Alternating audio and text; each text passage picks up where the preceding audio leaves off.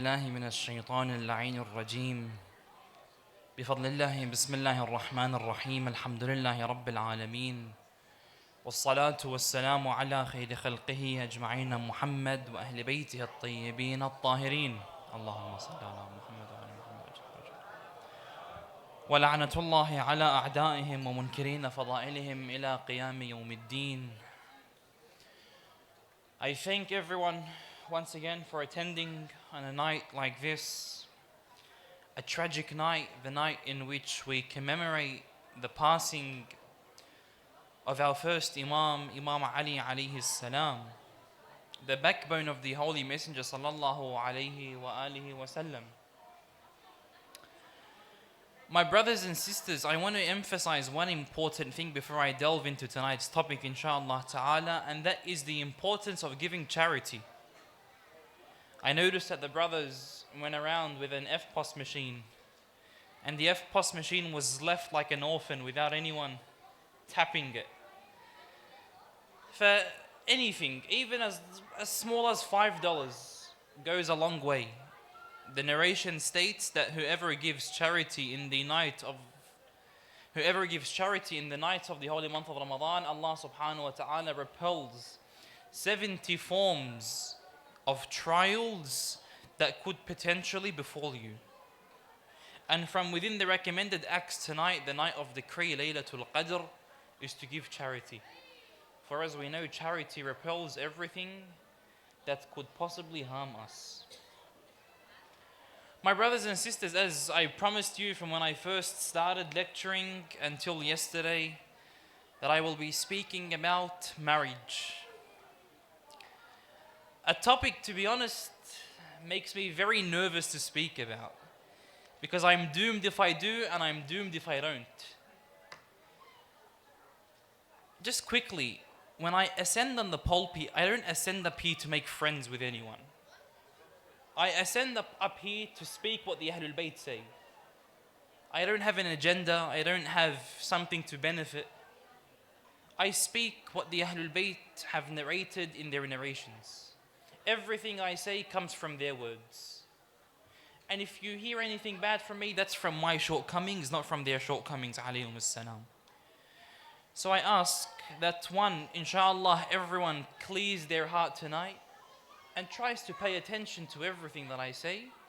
For these are very important things, and especially the topic of marriage, my brothers and sisters, in the society that we live in today, it's very important. So before I commence, once again I ask if everyone could try to remain as quiet as possible, except the children. If they want to scream, let them scream. If they want to play around, run around, let them play around and run around. Because the moment we don't hear children in a mosque, that's a time that we should be worried.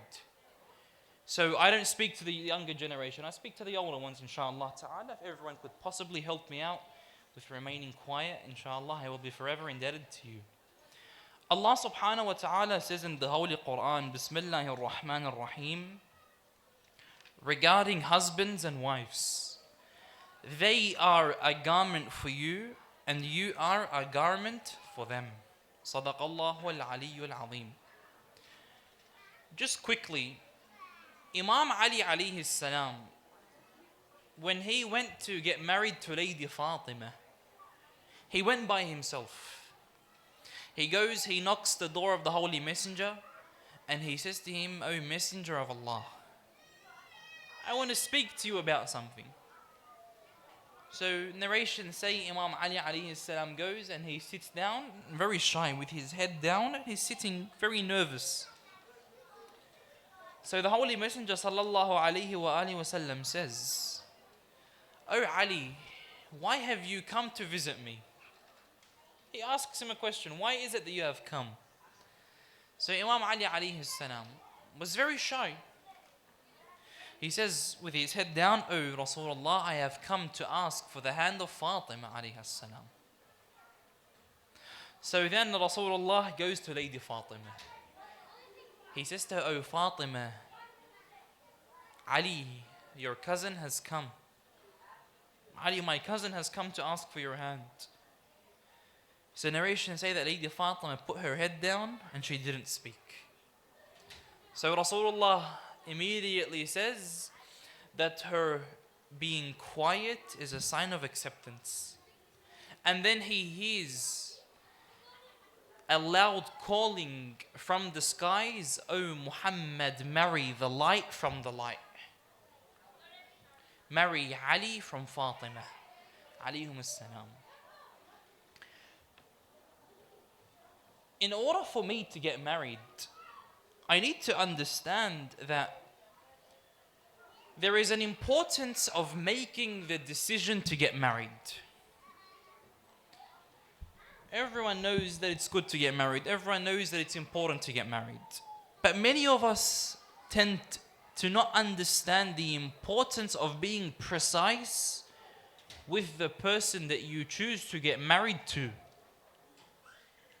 A narration that was narrated, the Ahlul Bayt alayhum as-salam state that a woman is like a necklace. A woman is like a necklace that you wear. So be accurate in what you put around your neck. And the Quran says, they are a garment to you and you are a garment to them. And then the hadith says, the narration says, a woman, a good woman, her value is not gold or silver, for she is better than gold and silver. When you look at a woman, when you look to go and get married to someone in society, you don't look at her based on, for example, her beauty. Even though that's the widespread way that most of the youth go out today, or most of men and women in general, the first thing that they use as a measuring tool is the beauty of a woman or the beauty of a man. The narration says, marry your daughter off to a righteous, pious man, for if he loves her, he will honor her. And if he hates her, he will not do wrong to her. Islam from the start has placed a very strong emphasis when it comes to the topic of marriage. But it has also placed an emphasis on who you need to get married to and who you should not get married to. Number one, when you want to go out there to get married, what qualities do I look for in a woman? And vice versa for the man. What qualities do I look for in a husband, in a prospective husband? Number one, Rasulullah sallallahu alayhi wa alihi wa sallam has in a narration, إن جاءكم من ترضون دينه وخلقه فزوجوه فإن لم تفعلوا تكن فتنة في الأرض. That if someone that comes to you and has good morals and his religion is safe, his religion is the religion of Islam, then get him married to your daughter. For if you don't do that, there will be a trial that will be afflicted upon the people. So the scale in the eyes of Allah subhanahu wa ta'ala is the morals of the person and the religion of the person. In another narration, the messenger says that if you want to marry your daughter off to someone, marry her off to a righteous man. The reason why it's emphasis a righteous man is that if they don't get along in marriage, for example, he won't oppress her. Nowadays, one of the most, I'm not even going to apologize for describing this person in such a way, one of the most cowardice act that a man can do is lift his hand up to hurt his wife. By Allah, any man that lifts his hand up to hurt his wife is a coward. In fact, he is lower than a coward. Narrations have indicated, من مد يده ليلطم زوجته فقد مد يده في النار. That whomever extends his hand to hit his wife, then he has extended his hands into the hellfire. What I'm going to speak about tonight, my brothers, is steps to prepare for marriage. Because as I mentioned to the brothers, I can't speak about marriage in 30 minutes, in 40 minutes. Inshallah, one of the goals that I have is to make a workshop, to have the brothers and sisters attend in a 3-4 series workshop to explain what are the rights of the man, what are the rights of the woman, how should we deal with each other, 1, 2, and 3. But today I'm speaking about how to start marriage. صلوا على محمد وآل محمد. اللهم صل على محمد وآل محمد. It's very important that the moment you go to get married, I understand that I have responsibilities. My brothers and sisters, marriage isn't like, for example, an acai bowl that you buy, you can change the flavors around whenever you feel like it. Marriage isn't like buying a new car. I use the car, I get everything I need out of the car, and then I throw it, chuck it on eBay, Gumtree, and buy a new car.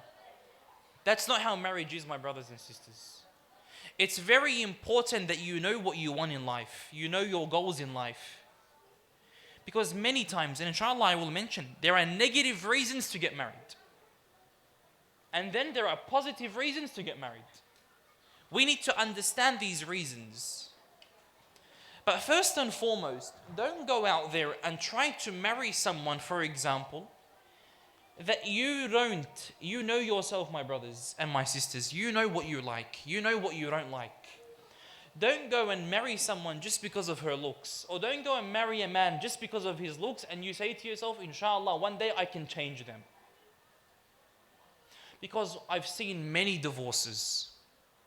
I've heard many scholars speaking about divorces. That the man marries a woman, the woman marries a man, and then 3-4 months later, they get divorced. Why? He just wasn't the one, you know? She just wasn't the one. So before you get married, I want you to sit with yourself tonight and ask yourself, what is the one to me? What is the one? I want her to look like this. I want her to look like this. I want the man to look like this. I want the man to do this. I want the woman to do 1, 2, and 3. Understand what you want in a marriage. Understand what you are looking for in a marriage. And the narration says, marry those who are compatible with you. Marry someone that is compatible with you, my brothers and sisters. Someone, you know, it's a bit of a taboo subject when I mention this particular point. Someone from within the same culture as you, someone that's within a different culture, that's a decision that you have to make. There are a lot of things that I need to take into consideration when I come to approach marriage. My family, his family, the way I act, the way he acts, my financial situation, his financial situation. That's why the first time you approach marriage, you need to know what you want. You sit down with the woman and you sit down with the man and you speak about everything that you think is a red flag. For example, from day one, you sit down with each other. Ask yourselves, what do you want in life? I don't like my man to eat food and he chews very loud. Okay. Well, the man, what do you like? I don't like my woman that screams. Okay. Ask. My brothers and sisters, in the early stages of marriage, ask. Ask everything. But then you might say, what if we fight? It's better to fight before you get married than get married and fight later on. One of the major problems that I see the youth don't understand. You know all of these Turkish movies that you watch, the man gets her flowers every night and the woman every morning wakes up before he goes to work and makes tea for him and 1, 2, and 3. This is all fake.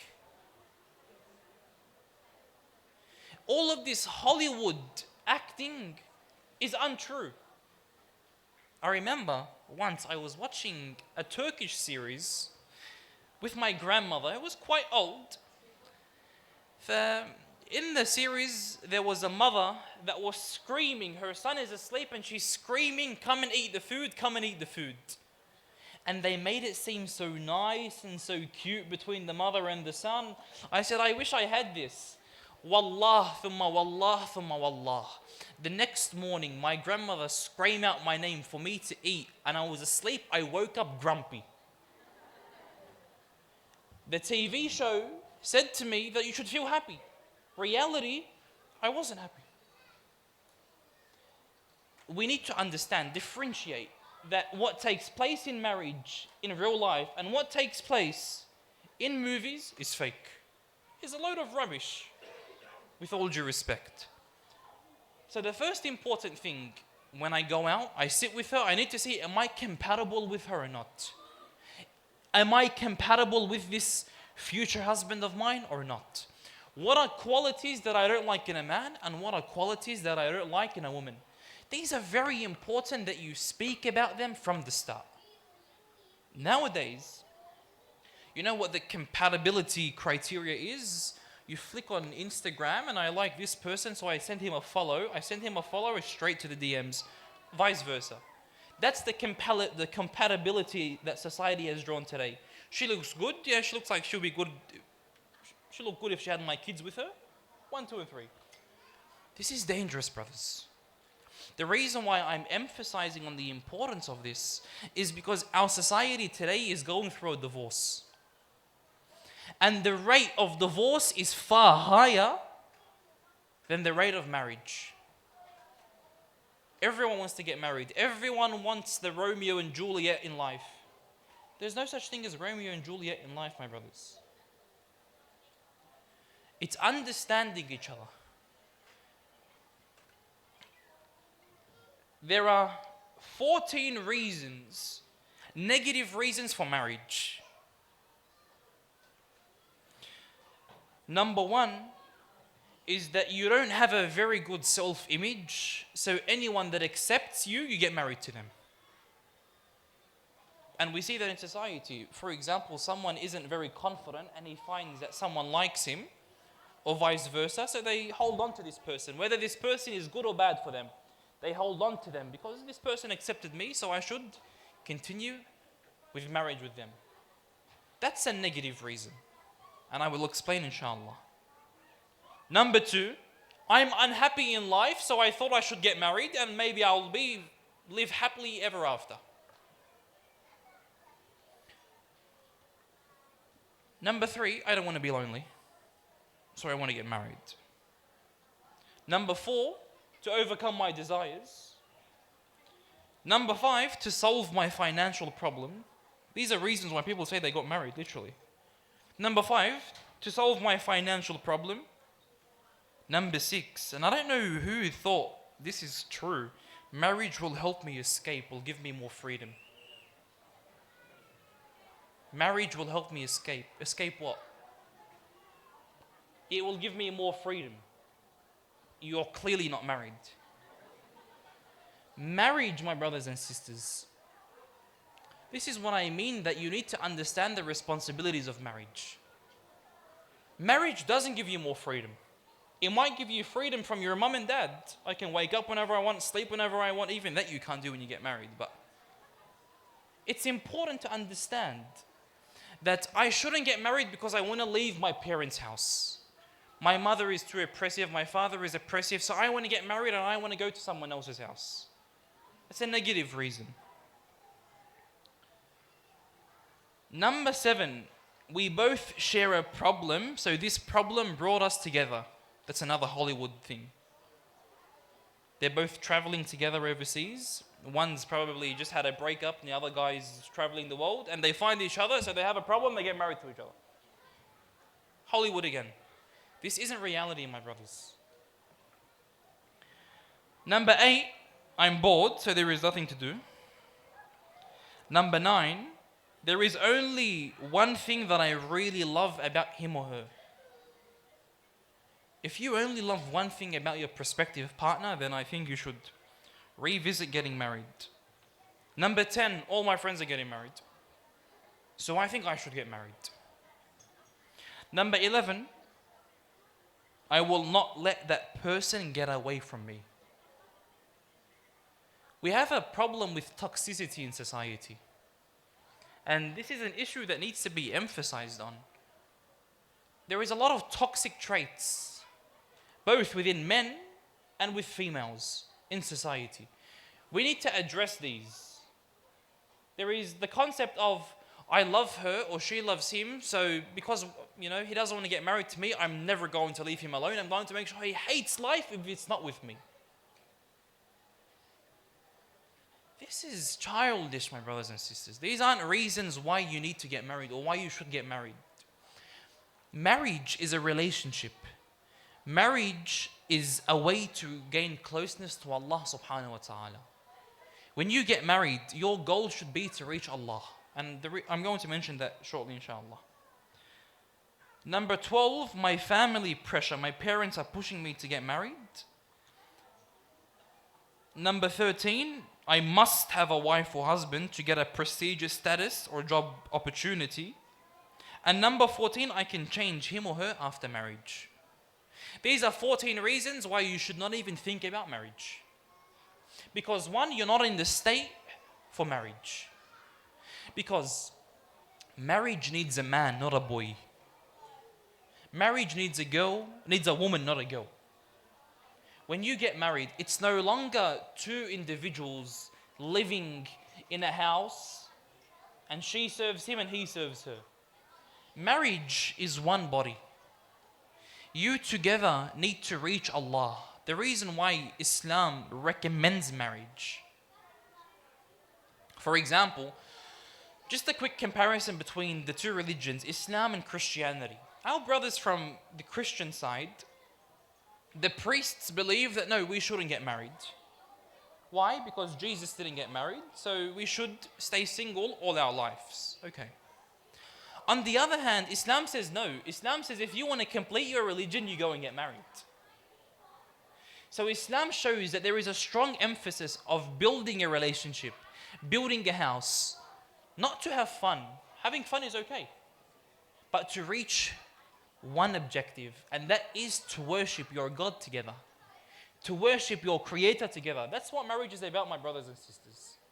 It's not about going to dinners every night, traveling every year. These are great. If you can do that, you have the opportunity to do that, that's great. But your objective in marriage should be to reach Allah subhanahu wa ta'ala together, to help each other together.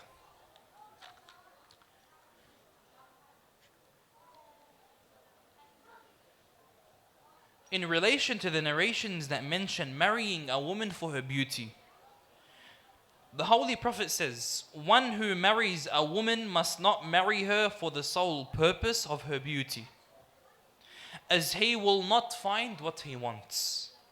And if he marries her for her wealth, Allah subhanahu wa ta'ala will make him dependent upon her wealth. You must marry her for her religion.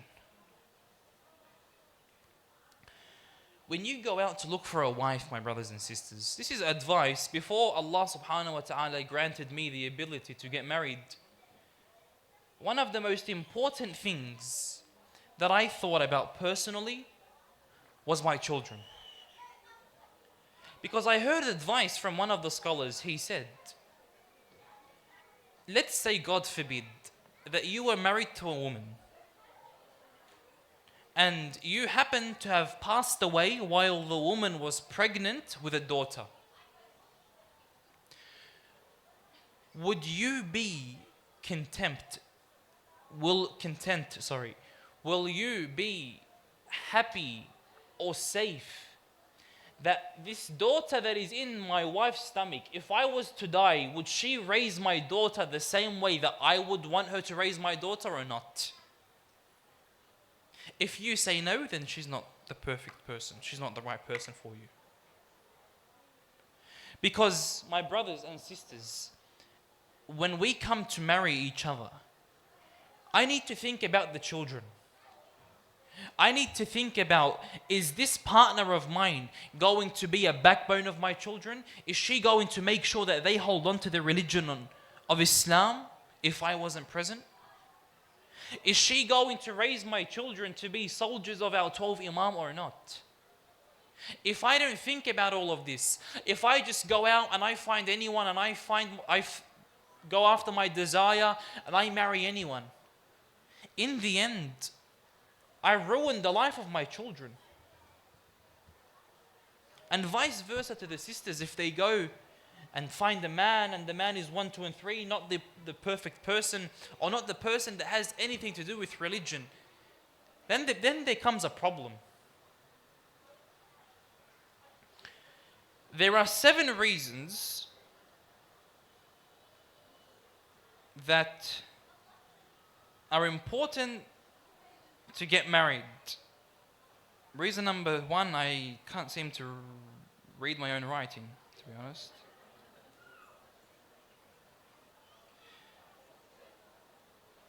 I'm going to skip that one. We have the ability to build a lasting relationship. When you want to get married, I sit down with my prospective wife. I sit with her, I say to her, what are your common values? And she says to me, what are your common values? This is what I want in life. I want to, for example, go to university, complete medicine, and become a doctor. The man might say, I want to go to TAFE, I want to become a tradie, and become a plumber. Understand each other. Speak to each other. Understand what you want from each other. I expect my wife to do 1, 2, and 3. I expect my husband to do 1, 2, and 3. Communicate this from the start. So the first reason why it's a positive reason to get married is number one, you both share the same values. You both have common things that you can relate to, you can rely upon. Number two, you have common interest. Number three, you both have common long-term and short-term goals. You need to have the same goals in life. I want to build a family, I want to build a family. The husband gets married, he wants a child straight away. The woman says, no, I don't want a child for the next 5 years. But you didn't say this to me from the start, and come, he's going to fight and she's going to fight. And come call the Sheikh to sort it out, and come do 1, 2, and 3. From the start. Say to your husband, I want 1, 2, and 3, I don't want a child from the start. He says to her, no, I want 9 children when we get married straight away. Speak about what you want from the start. You also need to have the same energy level. This is a very important thing, my brothers and sisters. You both need to have the same energy level. You can't be dry and she's an extrovert, and it works. It works sometimes. It works, without a doubt. But together, you need to have the same energy levels together. If they say, I'm just not feeling it, I don't know, I've been married, but I'm just not feeling it. Well, then something's wrong. Something that you left unturned, you've seen it in the first stages of marriage, but you didn't focus on it. This is why I'm stressing on the importance. Look at things that you want together and things that you both don't want. Because it then falls into oppression. My brothers, understand. Sallu ala Muhammad wa ali Muhammad.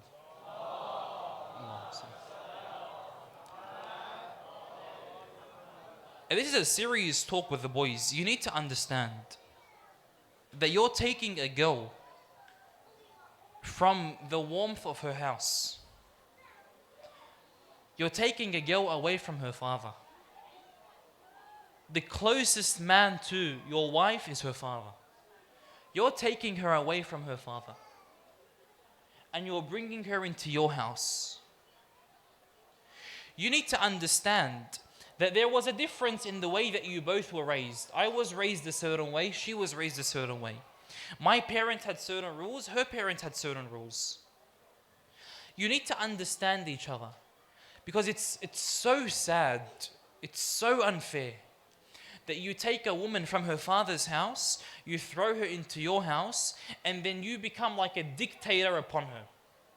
You have to do 1, you have to do 2, you have to do 3, and if you don't like it, that's it. That's the end of us. That's the most unsaddest thing. That's the most saddest thing, sorry. You as a man, you need to be like her father. You need to treat your wife like her father. You treat your wife like her father, she will treat you like your mother. If you give her everything that you have, she will give you everything that she has. But if you stop on every single little thing, you end up ruining your lives.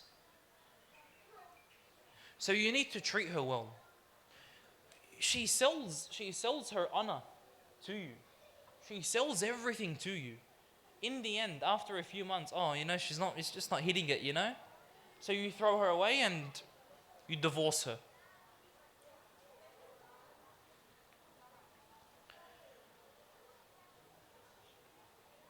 Number 6, when you come to speak with each other, you need to know what is negotiable and what isn't negotiable. For example, every year I want my husband to take me to France. I want my husband to take me to Rome. Every year. For me, that's non-negotiable. The man says to her, you're going to break my back with your dowry, and you also want me to take you overseas every year, and you want me to do 1, 2, and 3. I can't do that. That's it. That's the end of us. You've just saved yourself a problem. Both of you have saved yourselves a problem. She would have been oppressed, and he would have been oppressed. Number 2, I want 6 children. She says, no, I'm not giving you 6 children. I'll give you 3. He says, okay, I'll benefit of that, I'll give you, okay, I'll accept 3. Negotiate, my brothers and sisters. I want you to live with my parents. No, I don't want to live with your parents. Negotiate, find a way. One of the questions that someone asked me was in relation to getting married and leaving your wife, or making your wife live with your parents.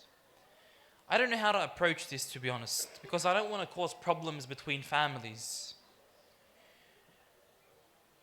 What's obligatory is that the wife serves her husband. When I say that the wife serves her husband, in a way she treats him right. She treats him right. She protects him. She protects his name in front of everyone. She protects his money, saves it for him, takes care of all of these things.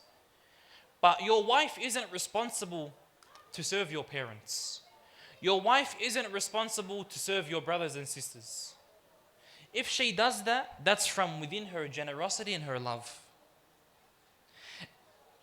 If she doesn't do that, then I don't know, it's probably a question mark, but without a doubt, you need to look at what's oppressive and what's just. Every man wants his wife to take care of his parents. No one wants his parents to grow up old and no one takes care of them. At the same time, no woman has a cold heart that's going to leave your parents and not take care of them. So you need to come to a conclusion before you get married.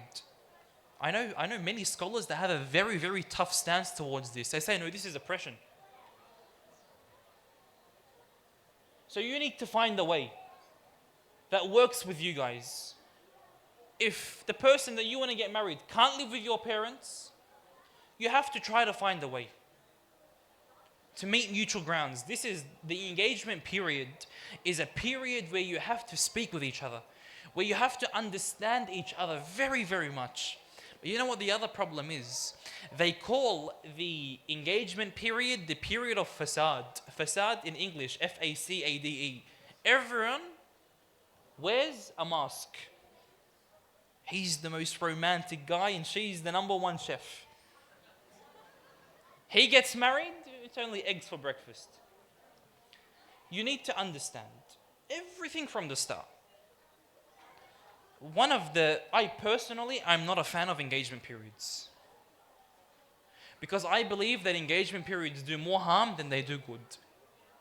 And inshallah, I will speak about it if I end up holding a workshop. I promise you I will speak about all of these. Because I don't have much time and we have a lot of things to do tonight.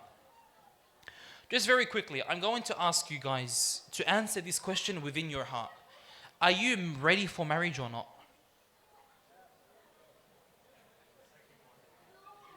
Are you ready for marriage or not? Ask yourself, am I financially stable to get married or not?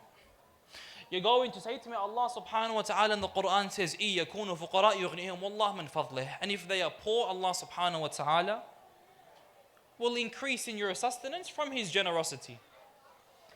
Allah will increase the generosity between you both. But not you get married to her and you can't afford a bag of bread. Not you get married to her and you can't afford her dowry, for example. Between 2 brackets, let's get to the dowry. The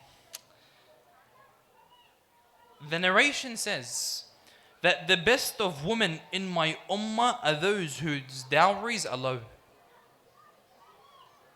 خير نساء أمتي أقلهن مهرا. I don't know how different cultures do it. But what I do know is that it's very ridiculous to ask for $1 million in dowry.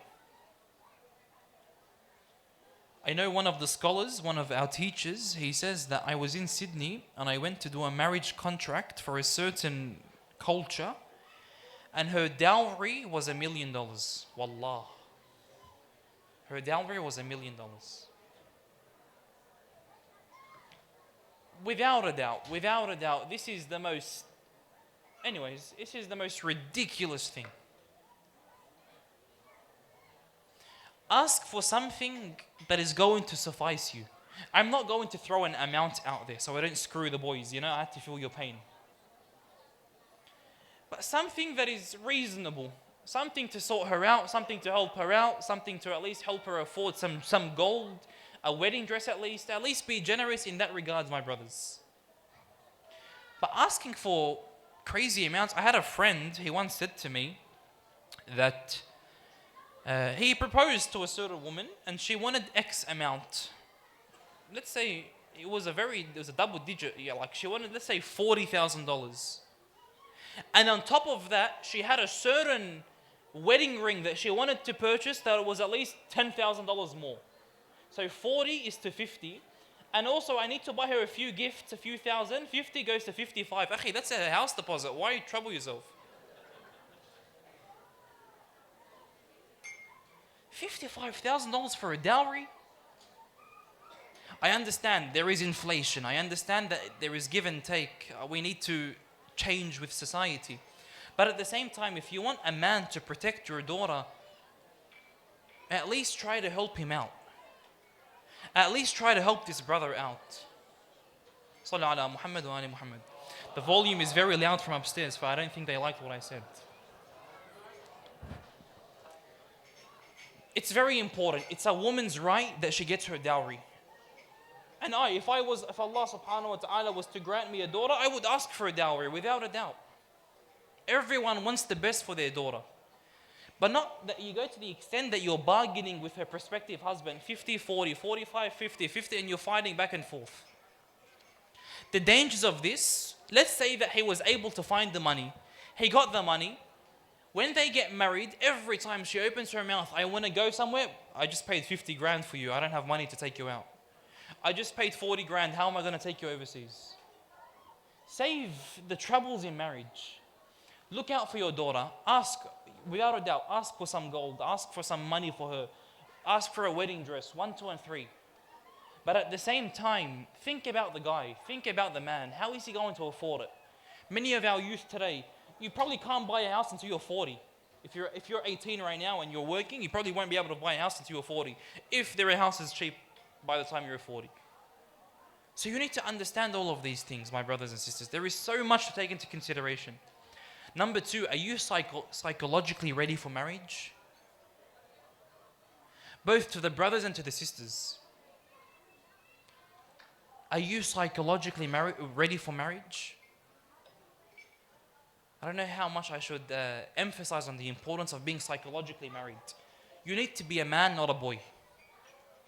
Understand that I now need to take care of her. When I'm married, she comes before me. I put the food in her mouth before I put it in my mouth. I protect her safety before I even think about my own. I give my life up for my wife. And I need to understand that. Do I know the responsibilities? If I have a child, I have to buy nappies, I have to do 1, 2, and 3. There is medical bills I have to pay. Do you know what there is when it comes with marriage? It's not I get married and we go out and we have whatever we want every night. We eat wherever we want. We go overseas every time. That's not marriage, my brothers and sisters. If it is marriage, show me, because it doesn't exist.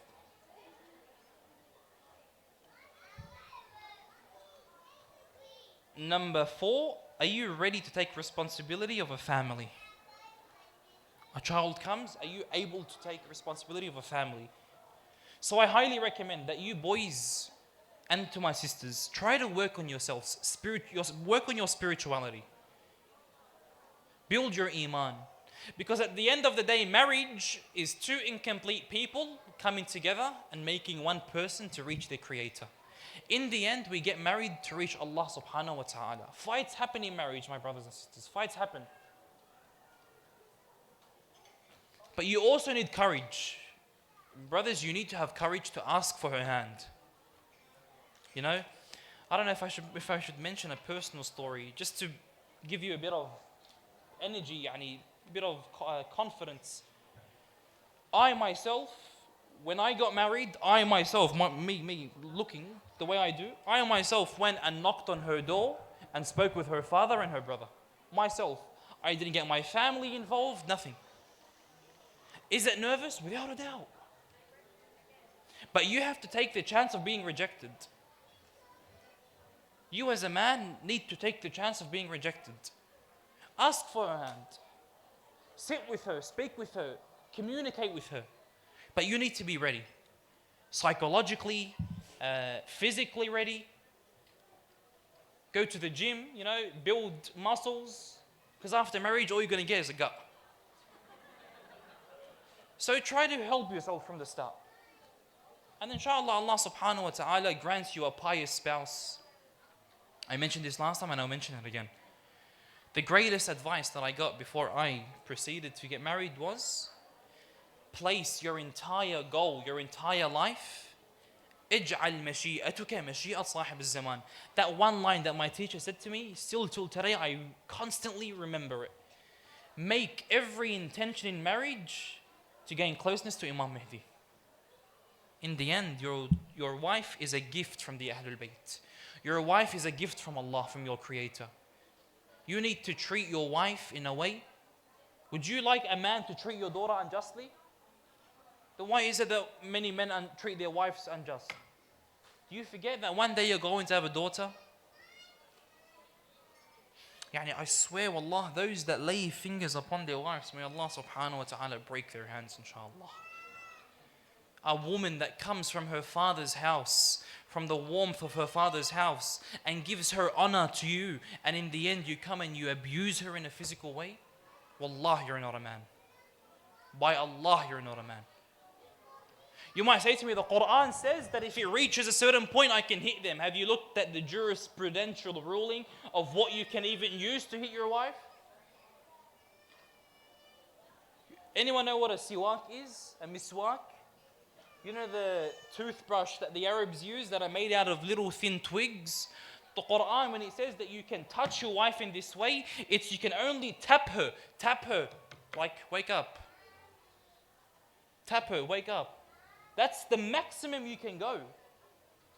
Some men, they come, anyways, with what they do. They think that they're in a boxing match with a woman that can't even fight someone that comes near her, yet alone her husband when he's angry. So if you are very short-tempered, I highly recommend you go and see a doctor before you get married. Don't ruin another woman's life because of your imperfections, because of your anger. Everyone gets angry, but don't let it reach physical. Go see a psychologist, go see a doctor, go see someone else. Because the field that I work in law. The amount of people that I have seen that have died because of domestic violence is absolutely disgusting. Wallahi al-azim.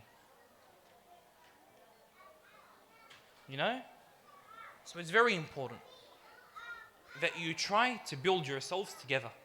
You try to build your houses together. If I was to say something before I end, it's one thing. Speak with your potential spouse. Bring her together with your families, of course. Make sure that you follow the Islamic protocols of what needs to be done and speak. Speak 5, 6, 7, 8, 20, 30 times in a setting that is monitored and is Islamically acceptable. Understand each other. And make sure that you are 100% certain that this person is perfect for me. We are all imperfect, but make sure that your common values are the same. So that the man doesn't have to go to jail because she locked him up and because so that she doesn't get abused because of the man.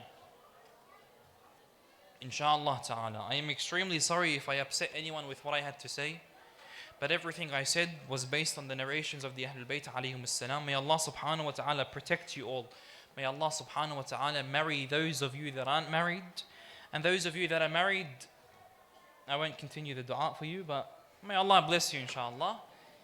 And grant you a pious offspring inshallah ta'ala. Allahumma ajjal li waliyika al-faraj wa amnan alayna bi ridah wa hab lana ra'fatahu wa rahmatahu wa du'a'ah wa sallallahu ala Muhammadin wa ahli bayti at-tayyibin at-tahirin.